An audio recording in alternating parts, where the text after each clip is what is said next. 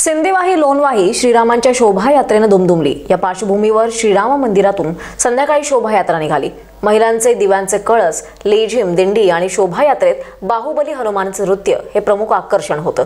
तसंच भक्तिमय डीजेच्या तालावर रामभक्त तल्लीन झाले होते। श्रीराम मंदिरांपासून शहरातील प्रमुख मार्गाने रांगोळी सजावट, संध्याकाळी भक्तिमय वातावरणात शोभायात्रा काढण्यात आली। शोभायात्रेत दिंडी, रथावर विराजमान श्रीराम सर्वांचं आकर्षण होतं। मध्य प्रदेशातले प्रसिद्ध बाहुबली हनुमान, सोबतीला 4 वानरसेना, डीजेच्या तालावर नृत्य, महिलांच्या डोक्यावर दिव्यांचे कळस, लेझिम पथक, फटाक्यांची आतिषबाजी सुद्धा करण्यात आली होती।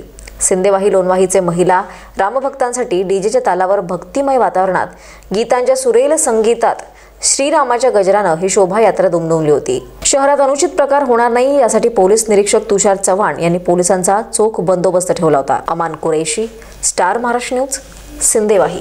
नवनवीन घडामोडी पाहण्यासाठी स्टार महाराष्ट्र न्यूजला सबस्क्राइब करा आणि ताज्या बातम्यांचे अपडेट मिळवण्यासाठी बेल आयकॉनला प्रेस करा आणि परिपूर्ण बातमीबरोबर रहा, इतरांपेक्षा एक पाऊल पुढे।